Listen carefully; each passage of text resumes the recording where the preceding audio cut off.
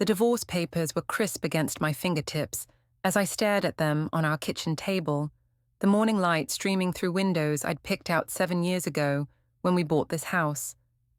Daniel had left them right next to Emma's cereal bowl, where I couldn't possibly miss them. My hands trembled as I read the header: Petition for dissolution of marriage with minor child. How had it come to this? I thought I was so careful, so smart about managing everything. I thought I could have it all, my stable life with Daniel, and the excitement I found with Zoe. But apparently, the man I'd dismissed as weak and passive had been planning this moment for months. 3 months earlier, I sat at our kitchen counter, watching Daniel methodically eat his dinner while scrolling through emails on his phone. The silence between us felt heavier than usual, punctuated only by the soft scraping of his fork against the ceramic plate. "How was your day?" I asked, though I already knew the answer would be some variation of busy or fine. "Busy," he said without looking up. "Henderson account is giving us trouble again. Might need to work late tomorrow." I felt that familiar surge of frustration. Here I was, 34 years old, still attractive, still interesting, and my husband treated me like a roommate he occasionally shared bills with. When was the last time he'd really looked at me, really listened to what I was saying? "Emma has her school play next Friday," I said, testing whether he was even paying attention. He hummed, still focused on his phone. I said Emma has her school play. This time he glanced up, blinking as if he'd just remembered I was in the room. "Right, yes. What time?" 7 o'clock. I already told you twice this week." Daniel set down his phone and rubbed his temples. "Sorry, Liz. Work has been crazy. Of course I'll be there." But would he really? How many times had he promised to be present, only to get pulled away by another client emergency or deadline? I watched him return to his email, his dark hair falling across his forehead in a way that used to make my heart skip. Now it just reminded me of how distant he'd become. My phone buzzed against the counter. A text from Zoe. "Wine night soon. I have stories to tell you." I smiled for the first time all evening. Zoe always knew how to lift my spirits. She actually listened when I talked, actually cared about what was happening in my life. "Who's that?" Daniel asked, noticing my expression change. "Just Zoe. She wants to get together this week." "Again? Didn't you just see her last weekend?" There it was, that edge of suspicion in his voice that I'd been hearing more often lately. "She's my best friend, Daniel. We talk regularly. Is that a problem?" "No, it's just—" He trailed off, shaking his head. "Never mind." "Just what?" "Nothing. Forget I said anything." But I couldn't forget it, and I didn't want to. This was exactly the kind of behavior that drove me crazy. These half-accusations, these implications that somehow I was doing something wrong by maintaining friendships. I typed back to Zoe. "Definitely. Tomorrow night, I need to get out of here." "Everything okay at home?" came her quick reply. I glanced at Daniel, who had returned to his phone. "Same old stuff. Tell you tomorrow." After dinner, I helped Emma with her homework while Daniel disappeared into his home office. This had become our routine, parallel lives intersecting only at meals and bedtime. Emma, bless her heart, tried to bridge the gap between us. "Daddy's working again," she observed, coloring in her math worksheet. "Daddy works very hard," I said automatically, though the words tasted bitter. "Why doesn't he play with us anymore?" The question hit me harder than I expected. When was the last time the three of us had done something together as a family? Really together, not just sitting in the same room while Daniel checked his phone every 5 minutes. "He's just busy right now, sweetheart. It won't always be like this." But even as I said it, I wondered if that was true. Would it always be like this? Was this what the next 20 years of my life would look like? Later that evening, after Emma was asleep, I found Daniel in the living room with his laptop. "We need to talk," I said, settling onto the couch beside him. He didn't close the laptop. "About what?" "About us. About how we never really talk anymore." "We're talking now. Daniel, I'm serious. When was the last time we had a real conversation? When was the last time you asked me how I was feeling about something that wasn't related to Emma's schedule or the house? He finally looked at me, and I saw something flicker in his eyes. Guilt, maybe, or recognition. I know I've been distracted lately. The promotion review is coming up and… It's always something, I interrupted. There's always a reason why work comes first. That's not fair, Lise. I work hard for this family. I know you do, but I need more than just a paycheck from my husband. I need connection. I need to feel like you actually want to be around me. Daniel closed his laptop and turned to face me fully. For a moment, I thought we might actually have a breakthrough. What do you want me to do? He asked. I want you to care. I want you to ask me about my day and actually listen to the answer. I want you to put your phone away during dinner. I want you to remember that you have a wife, not just a household manager. He was quiet for a long moment. You're right. I have been distant lately. I'll try to do better. But his words felt hollow, like something he was saying because he knew he should, not because he really understood what I was telling him.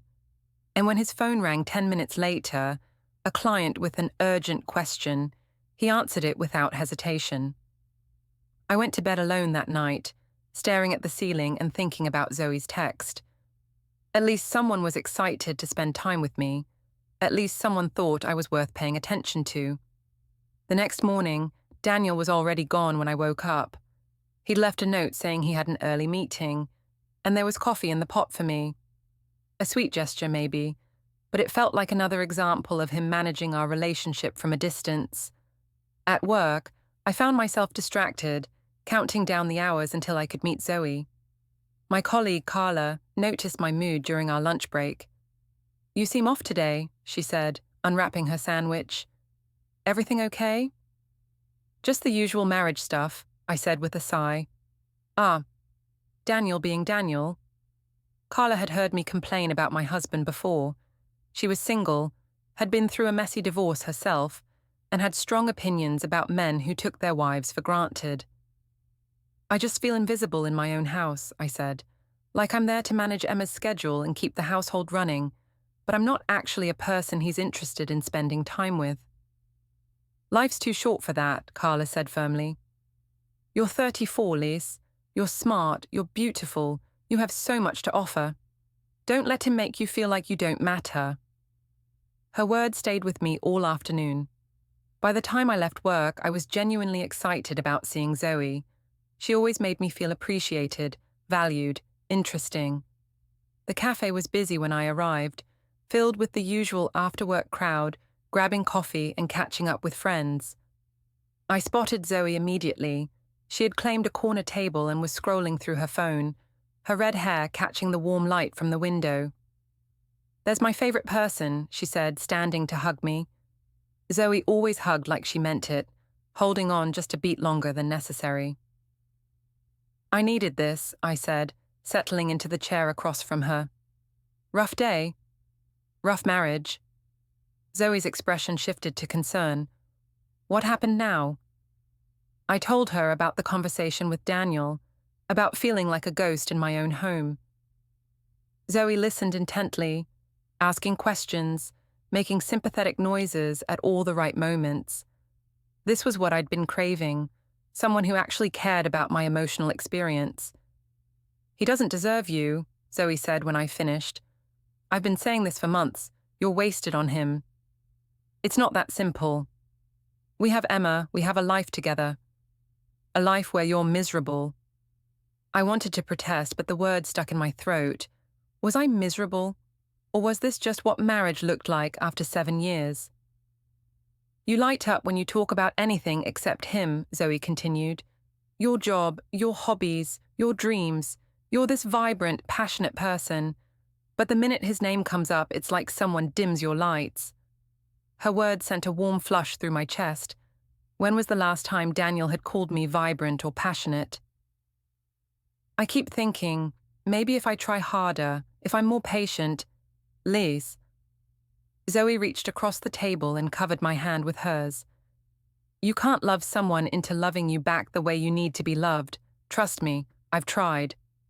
Her hand was warm, her touch gentle but firm. I found myself looking at her mouth as she spoke, noticing the way her lips curved when she smiled. "I just want to feel wanted," I said quietly. "You are wanted," Zoe said, her voice dropping to almost a whisper. "Maybe not by him, but you are wanted." The intensity in her eyes made my breath catch. We'd been dancing around this for months, the lingering looks, the meaningful touches, the way our conversations always seemed to circle back to how unhappy I was at home and how much better Zoe understood me. "Zoe, I know," she said quickly. "I know you're married. I know it's complicated. But I also know that you deserve to feel cherished. And if he's too stupid to see what he has..." She didn't finish the sentence, but she didn't need to. The implication hung in the air between us, electric and dangerous and thrilling. We talked for another hour, about work and books and everything, except the tension crackling between us. But it was there in every shared laugh, every casual touch, every moment when our eyes met and held just a beat too long. When we finally left the cafe, Zoe walked me to my car. "I'm glad you called," she said. "I always feel better after spending time with you." "Me too." She hugged me goodbye, and this time I was the one who held on a little longer than necessary. She smelled like vanilla and something floral, completely different from Daniel's familiar scent of soap and coffee. The drive home gave me time to think about what had just happened. Nothing had actually happened, I told myself. We were friends, close friends. The fact that she understood me better than my husband did wasn't my fault. It was his. Daniel was already home when I walked in, helping Emma with a school project at the kitchen table. They looked up when I entered, and for a moment I felt like an intruder in my own home. "How was girls' night?" Daniel asked. "It was good. We just caught up." "Where did you go?" There it was again, that edge of suspicion. "The cafe on Main Street. Why?" "Just curious. You were gone longer than usual." "We had a lot to talk about." Daniel's jaw tightened almost imperceptibly. "I'm sure you did." "What's that supposed to mean?" "Nothing.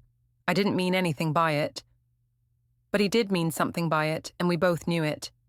Emma looked between us, sensing the tension, even if she didn't understand it. "Can we finish my project?" she asked Daniel, her voice small. "Of course, sweetheart," he said, turning his attention back to her poster board. I went upstairs to change clothes, my phone buzzing with a text from Zoe. "Thanks for tonight. You're amazing, and don't let anyone make you forget it." I smiled, typing back, "Thank you for listening. It means more than you know." "Always here for you," came her quick reply, followed by a heart emoji. I stared at that heart for longer than I should have, my pulse quickening. It was just an emoji, I told myself. Friends used heart emojis all the time. But when Daniel came upstairs an hour later, I quickly closed my phone and slipped it into my nightstand drawer. "Emma's project looks great," I said, trying to sound normal. "Yeah, she did most of it herself." He sat on the edge of the bed to take off his shoes.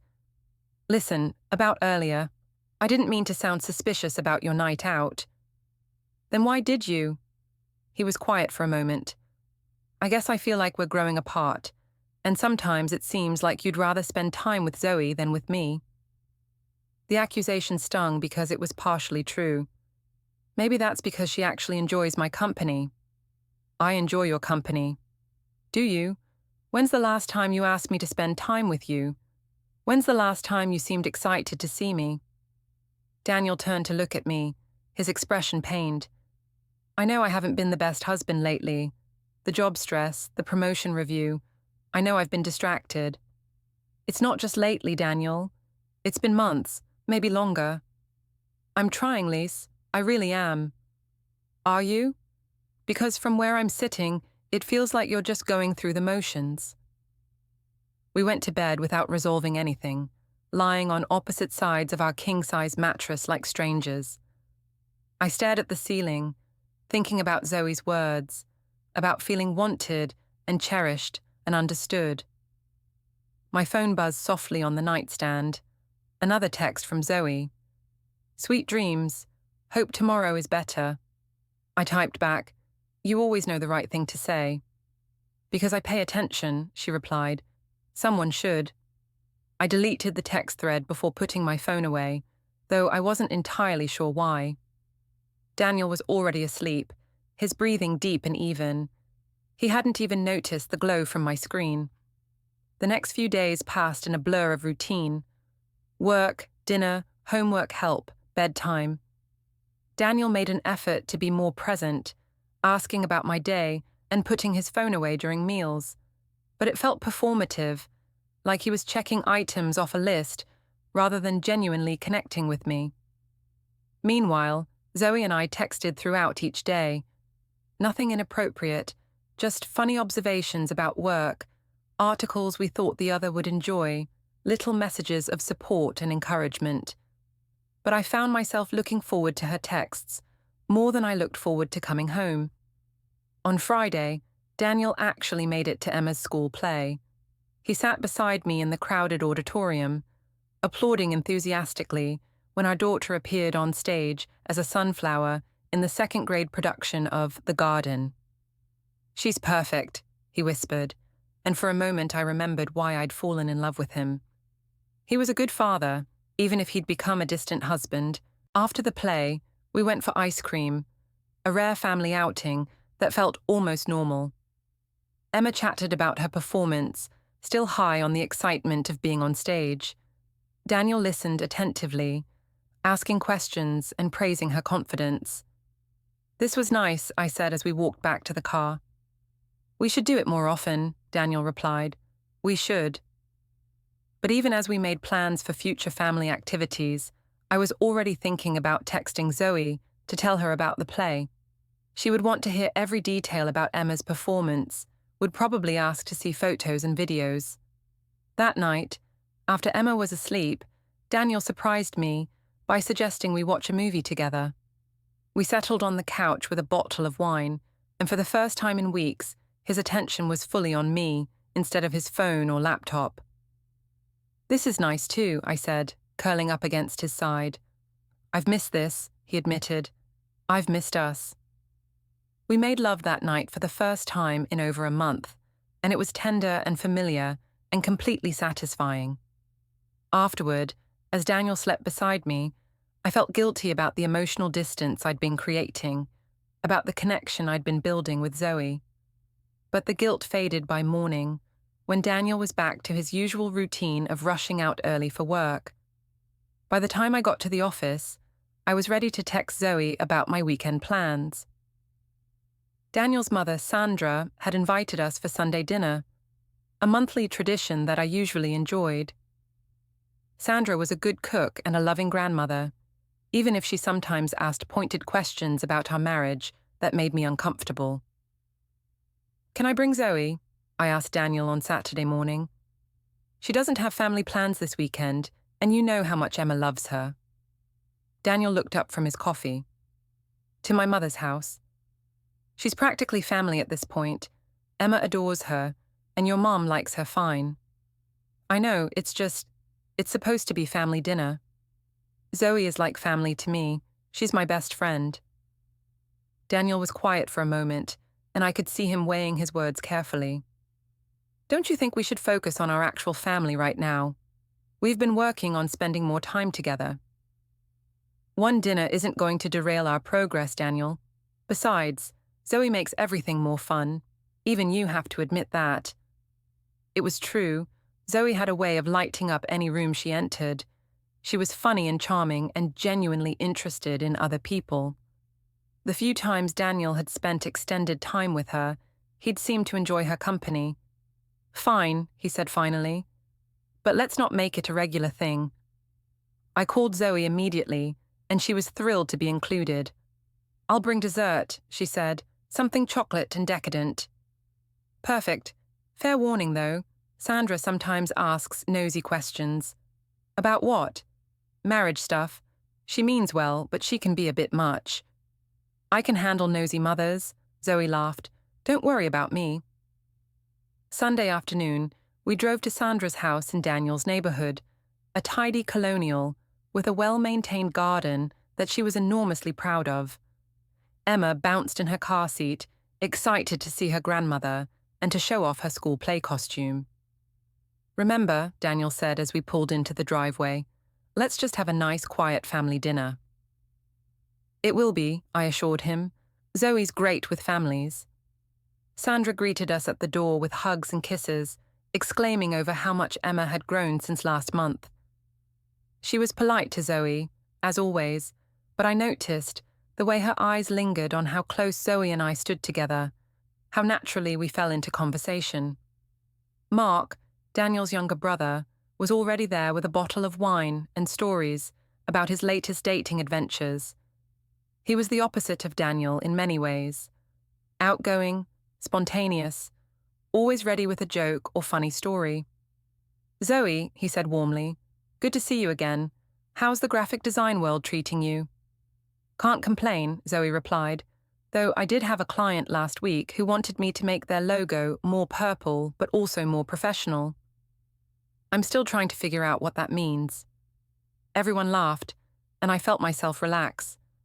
This was going to be fine. Zoe fit in perfectly with Daniel's family, just like she fit in perfectly with every aspect of my life. Dinner conversation flowed easily, covering Emma's school activities, Mark's work projects, and Sandra's latest gardening triumphs. Zoe contributed naturally to every topic, asking thoughtful questions and sharing relevant stories. "Daniel tells me you've been working on the Henderson account," Sandra said to her son. "How's that going?" Daniel launched into a detailed explanation of his work challenges, and I found my attention drifting.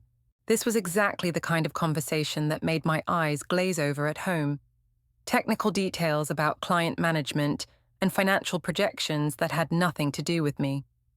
"Sounds thrilling," I said when he paused for breath, unable to keep the sarcasm out of my voice. Daniel's jaw tightened. "It's my job, Lise." "I know. It's just funny how you can talk for 10 minutes straight about work, but when I try to tell you about my day, you're usually checking your phone." An uncomfortable silence settled over the table. Emma continued eating her mashed potatoes, oblivious to the tension, but everyone else had stopped mid-bite. "I don't check my phone when you're talking," Daniel said quietly. "You checked it 3 times during dinner last Tuesday, while I was telling you about the situation with my boss." "That was different. I was expecting an important call." "There's always an important call." Zoe reached over and squeezed my hand supportively. "Liz works really hard too," she said. "HR management is no joke. The story she tells me about dealing with workplace drama, she's basically a professional mediator." "Thank you," I said, grateful that someone understood the complexity of my job. At least someone appreciates what I do. "I appreciate what you do," Daniel said, his voice strained. "Do you? Because most of the time it feels like you think I just sit around gossiping all day." Sandra cleared her throat. "Maybe we should talk about something else." But I was on a roll now, fueled by wine and the frustration of months of feeling unheard. "It's fine, Sandra. We're just having an honest conversation about communication in marriage, something we apparently need to work on." "Lise," Daniel said, his voice carrying a warning. "What? I'm not allowed to express my feelings in front of your family? Are we supposed to pretend everything is perfect?" Mark shifted uncomfortably in his chair. "Maybe I should check on dessert in the kitchen." "Don't leave on our account," I said. "This is educational. Mark, when you get married, make sure you actually listen to your wife when she talks to you." "Lysandra," Sandra said firmly. "That's enough." The use of my full name, something Daniel's mother only did when she was truly upset, should have been a warning, but I was too caught up in finally having an audience for my grievances. "I'm just saying, marriage is supposed to be a partnership, but sometimes it feels more like I'm married to Daniel's job, and he just happens to live in the same house." Zoe squeezed my hand again. "You deserve to feel heard," she said softly. "Exactly. Thank you for understanding that."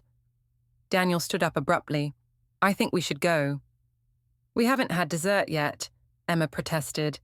"We'll have dessert at home, sweetheart." "But Grandma made my favorite cookies." Sandra looked torn between supporting her son and not disappointing her granddaughter. "Why don't you stay for dessert, Emma? Your dad can pick you up later." "I want to stay too," I said. "We don't have to leave just because Daniel's uncomfortable with honest conversation." "This isn't honest conversation," Daniel said, his voice tight with controlled anger. "This is you airing our private business to make me look bad." "I'm not trying to make you look bad. I'm trying to explain why I feel so disconnected from my own husband. And you think embarrassing me in front of my family is the way to do that?" Zoe stood up, clearly sensing that she was caught in the middle of something bigger than a dinner disagreement. "Maybe I should call a cab." "Don't you dare," I said. "You're not the problem here." "Isn't she?" Daniel asked, and the question hung in the air like a challenge. "What's that supposed to mean?" "Nothing. Forget I said anything." "No, say what you mean, Daniel. If you have something to say about my friendship with Zoe, say it." Sandra intervened before Daniel could respond. "Emma, why don't you help me clear the table?" Our daughter, who had been watching this entire exchange with wide, worried eyes, nodded and began collecting plates. I felt a stab of guilt for arguing in front of her, but I was too angry to back down now. "I think," Sandra said carefully, "that you two need to have this conversation at home, in private." "We've tried that," I said. "He just shuts down or finds an excuse to work late." "Because every conversation turns into an attack on my character," Daniel shot back, "like this one." "I'm not attacking your character. I'm trying to save our marriage." "By complaining about me to your friend, by making jokes at my expense, by acting like I'm some kind of villain for working hard to support our family." The accusation hit home because there was truth in it. I had been complaining about Daniel to Zoe, had been making jokes about his workaholic tendencies, had been painting him as the bad guy in our marital problems. "I just need someone to talk to," I said defensively. "You can talk to me." "Can I? Because every time I try, you either get defensive or find a reason to end the conversation." Mark returned from the kitchen with a forced smile. "Dessert, anyone?" The attempt at normalcy felt absurd given the tension crackling between Daniel and me. Emma looked between her parents with confusion and worry, and I realized we'd completely ruined what was supposed to be a pleasant family dinner. "I think we should go," Daniel said again, this time more gently. I wanted to argue, wanted to stay and prove some point about not being controlled by his discomfort, but Emma's anxious expression stopped me. "Fine," I said. "We'll go." The drive home was silent except for Emma's chatter about her grandmother's cookies and Uncle Mark's funny stories. Daniel's hands were tight on the steering wheel, and I stared out the passenger window, replaying the dinner conversation in my head. Had I been unfair to him? Had I really embarrassed him in front of his family? Or had I finally told the truth about what our marriage had become? After Emma was in bed, Daniel and I faced each other in our living room like opponents preparing for battle. "That was unacceptable," he said quietly. "Which part? The part where I expressed my feelings, or the part where you tried to shut me down?" "The part where you made me look like a terrible husband in front of my family." "I didn't make you look like anything. I just told the truth about how I feel." "Your truth. Your version of our marriage where I'm the villain and you're the victim." The words stung because they echoed my own growing doubts about the narrative I'd been constructing. "That's not what I think." "Isn't it? Because that's how you talk about me to Zoe. That's how you talked about me tonight." "How do you know how I talk about you to Zoe?" Daniel was quiet for a long moment. "I don't, but I can guess, based on how she looks at me like I'm some kind of monster who doesn't appreciate his wife." "She doesn't look at you like that." "She does, Lise, and I think you like it. I think you like having someone who thinks you're perfect and I'm the problem." The accusation was so close to the truth that I felt my cheeks burn. "That's ridiculous." "Is it? When's the last time you defended me to her? When's the last time you told her about something good I did, or mentioned that maybe you weren't being entirely fair in your complaints?" I couldn't answer because I couldn't remember the last time I'd done any of those things. My conversations with Zoe had become an echo chamber where my grievances were validated and Daniel's perspective was never considered. "I'm trying to save our marriage," I said again, but the words sounded hollow even to me. "No," Daniel said sadly. "You're trying to prove that its failure is entirely my fault." He went to bed without another word, leaving me alone in the living room, with the uncomfortable realization that maybe, just maybe, he was right. The Monday after the disastrous family dinner, I threw myself into work with unusual intensity, trying to distract myself from the growing tension at home. Daniel had left early again, barely speaking to me over coffee, and Emma had been unusually quiet during breakfast. "Rough weekend?"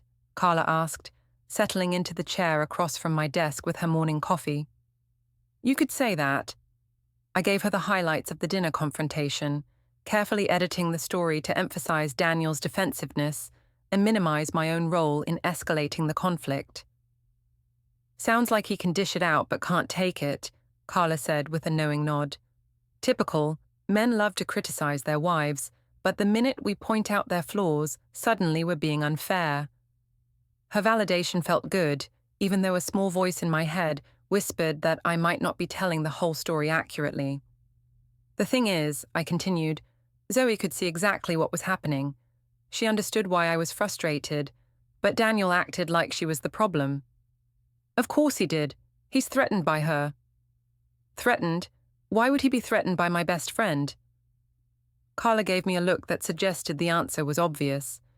"Because she sees what he doesn't want to see, that he's not meeting your needs, and because she gives you the support and attention he's too selfish to provide."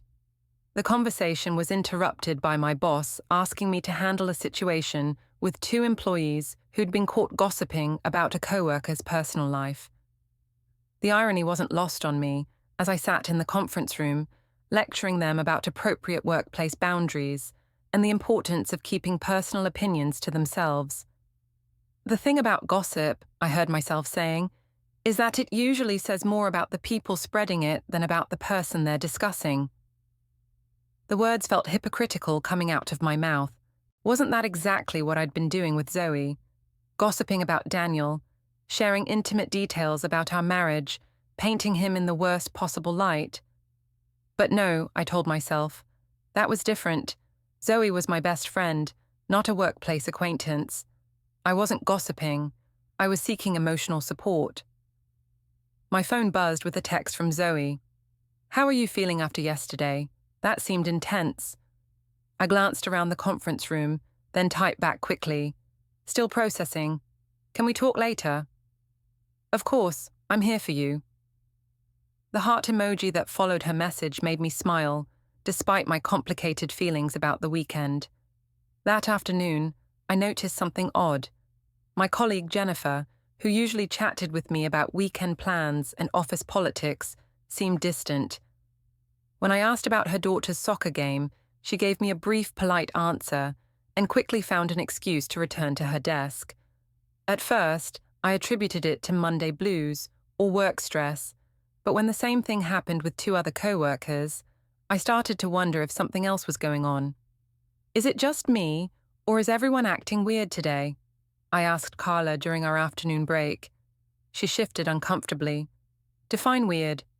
"Distant, like they're avoiding me or something." Carla was quiet for a moment, then sighed.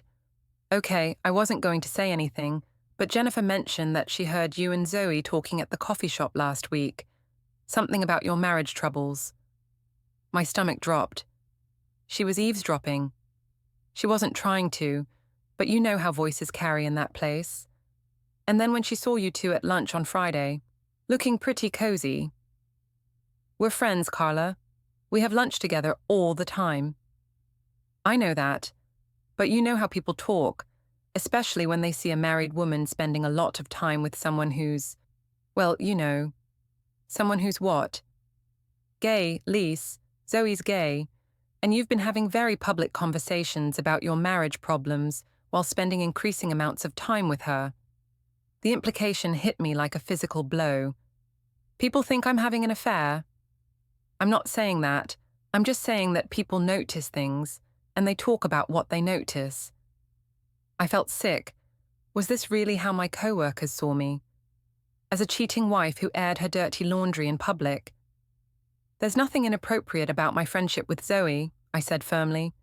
I believe you, but appearances matter, especially in an office environment. Maybe just be more careful about where you have personal conversations. The rest of the day passed in a haze of paranoia and self-consciousness. Every whispered conversation between co-workers felt like it was about me. Every glance in my direction seemed loaded with judgment. By the time I got home, I was emotionally drained and desperate to talk to someone who understood me. Daniel was already there, helping Emma with homework at the kitchen table. "How was your day?" he asked, his tone carefully neutral. "Fine," I lied. "How was yours?" "Busy." The monosyllabic exchange felt like a perfect encapsulation of what our marriage had become: polite, distant, devoid of real connection. After Emma went to bed, I texted Zoe. "Can you talk? Today was rough." She called within minutes. "What happened?" I told her about the office gossip, about feeling like everyone was judging me and my friendship with her. "That's ridiculous," Zoe said firmly. "We haven't done anything wrong. We're close friends who support each other. If people want to make something ugly out of that, that's their problem." "But what if it affects my job? What if people think I'm unprofessional?" "Then they're small-minded idiots who don't deserve your energy." Her fierce defense of our friendship made me feel better, but it didn't solve the underlying problem. People were talking, which meant Daniel would probably hear about it eventually. "Maybe we should be more discreet," I said reluctantly. "Discreet about what?" "About being friends. About supporting each other. Lise, you're not doing anything wrong by having someone in your life who actually cares about your happiness." "I know, but nothing. Don't let other people's gossip make you doubt yourself. You deserve friendship, you deserve support, and you deserve to feel valued." After we hung up, I sat in my bedroom, staring at my phone and thinking about everything that had happened in the past few weeks. Was I really just seeking friendship and support, or was there something more to my relationship with Zoe? I thought about the way my heart raced when she texted, the way I looked forward to our conversations more than anything else in my day. I thought about how I felt more myself around her than I did around my own husband.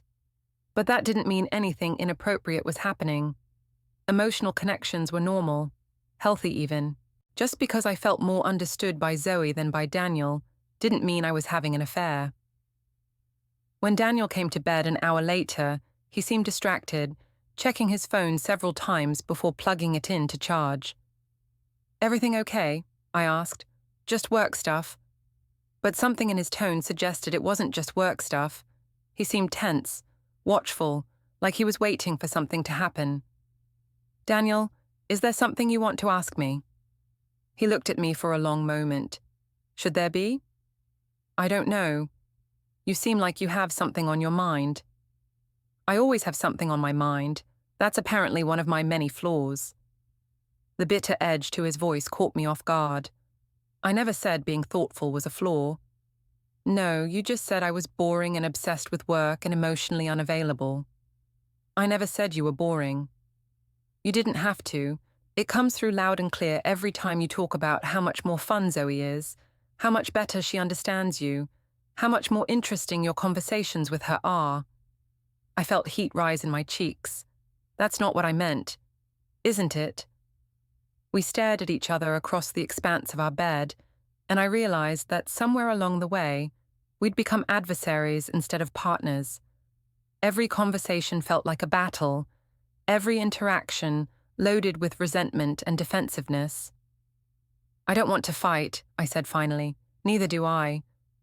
But we were fighting, even when we weren't raising our voices. We were fighting with silence and distance, and the growing space between us that neither of us seemed to know how to bridge. The next morning, Daniel was gone before I woke up. He'd left coffee for me again, but this time there was no note, just the coffee pot, and the lingering sense that something fundamental had shifted in our relationship. At work, I made an effort to be more professional, more discreet. I didn't text Zoe during office hours, didn't discuss my personal life with coworkers, and kept my lunch breaks brief and businesslike. But the damage was already done. I could feel the weight of my colleagues' speculation, the way conversation stopped when I entered a room, the careful distance that people who used to be friendly were now maintaining. By Thursday, the isolation was suffocating. I felt like I was being judged at work and at home, like there was nowhere I could be myself without someone questioning my motives or my choices. That evening, I found myself driving to the coffee shop where Zoe and I usually met, even though we hadn't made plans. I needed to see her, needed to feel like someone in my life still thought I was worth spending time with. She was surprised but pleased when I called and asked if she could meet me on short notice. "Of course," she said, "I'll be there in 20 minutes. When she arrived, she took one look at my face and immediately wrapped me in a hug. "You look like you've had the week from hell," she said. "That's a pretty accurate description." We found our usual corner table, and I told her about the continued weirdness at work, about Daniel's increasing distance, about feeling like I was being punished for having a close friendship. "This is exactly what I was afraid would happen," I said. "People are making our friendship into something it's not, and it's affecting everything else in my life. What do you want to do about it?" "I don't know. Maybe we should take a break from seeing each other so much." Zoe's face fell. "Is that what you want?" "No, but maybe it's what I need to do to save my marriage and my job." "Liz, look at me." She reached across the table and took my hands. "Your marriage was in trouble long before I came along. Your job situation is based on gossip and speculation from people who don't know you. Don't sacrifice the one good thing in your life because other people are small-minded." "But what if they're right?